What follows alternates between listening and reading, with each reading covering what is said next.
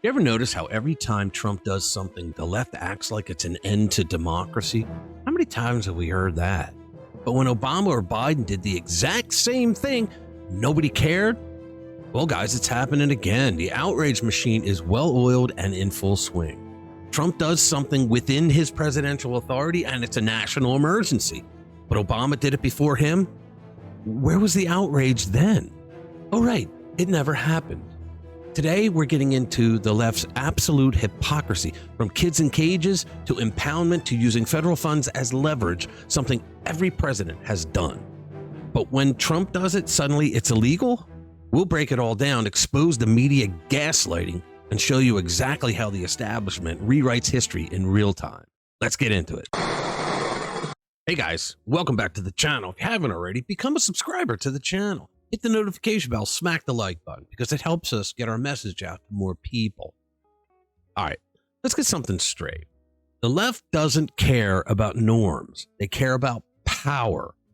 Remember when Trump created an executive order in his first term that was a travel ban from 6 countries that Barack Obama told him were countries that his administration deemed the most probable that ISIS terrorists would hide among the refugees coming in from the Middle East to get into America?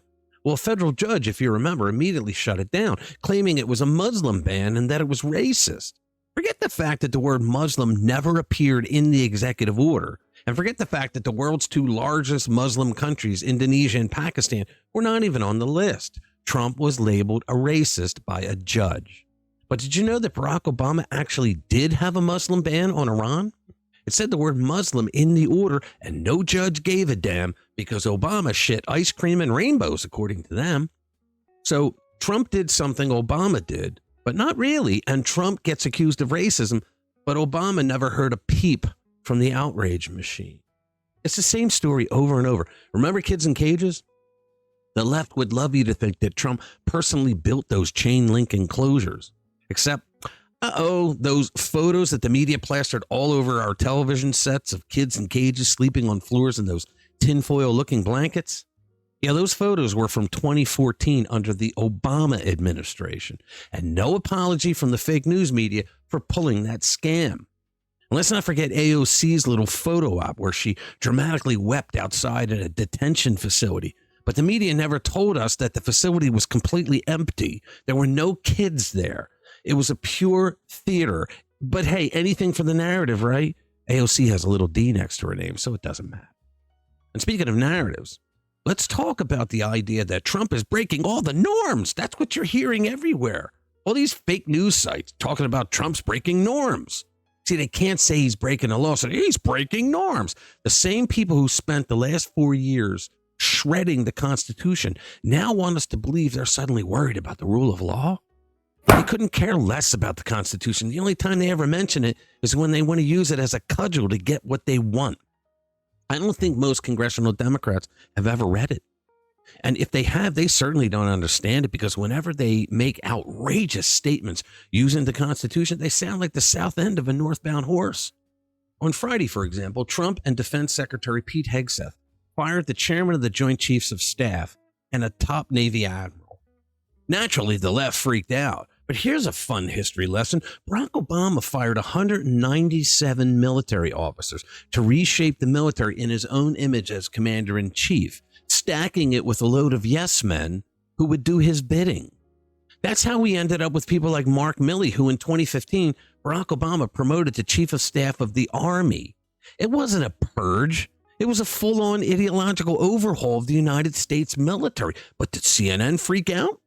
Did the New York Times warn of a constitutional crisis? Nope. We heard nothing but crickets. Trump fires 2 guys and suddenly it's a national emergency. Our democracy is over. The sky is falling.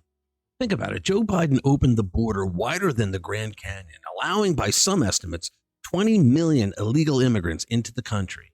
They caused murder and mayhem, and the media defended it.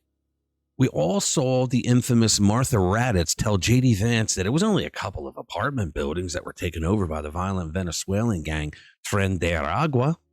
Americans were being harmed by illegal alien thugs, and the Biden administration did not care at all. They continued to do everything they could to increase the number of illegals coming over our border by breaking our laws. They were costing American taxpayers hundreds of billions of dollars, and no one in the media cared. Real people were dying because of it, and no one cared. But then Trump orders ICE to round up violent, criminal, illegal aliens for deportation, and the left loses their ever-hating minds. Again, this is unprecedented. It's an end of our democracy. But let's go further, because here's where the hypocrisy gets even better. The left screams that Trump is abusing power whenever he uses federal funds as leverage. But did they say that when Obama did the exact same thing? Obama's now infamous Dear Colleague letters were straight up extortion. If schools didn't implement his completely radical policies, they lost funding. So what did he push? Well, in 2011, he basically gutted due process on college campuses. If you were accused of a crime, including sex crimes, you were just guilty. There was no trial that was necessary. In fact, a lot of students accused of sex crimes on campus never got to testify, never got to face their accuser, and were escorted out the door, not even knowing what they were charged with. In 2014, Obama told schools that if more black students were disciplined than white students, it was automatically racist. It doesn't matter what actually happened. It was called disparate impact. The letter literally said that even if a disciplinary rule of the school had no race in it whatsoever, if more black students broke that rule than other little boxes of races that the left loves to put them in, the rule was automatically racist and they had to remove the rule entirely. In 2016, Obama forced schools to allow boys and girls locker rooms and bathrooms, or else they would have lost their federal funding. Did anyone in the media have a problem with that? Of course not. But now Trump wants to withhold funding from public schools that push gender ideology on kids because about 99% of the American public is against it. And suddenly it's a constitutional crisis. Ronald Reagan pushed states to raise the drinking age to 21 by threatening to withhold highway funds. Nixon did the same thing, but it was to lower the speed limit to 55. Ford pushed for motorcycle helmets using the highway trust funds as a bargaining chip. Chuck Schumer in 2009 threatened to cut off highway funds if states didn't ban texting while driving. Remember that? And let's not forget impoundment. Many presidents have used it. The first president to use impoundment was Thomas Jefferson.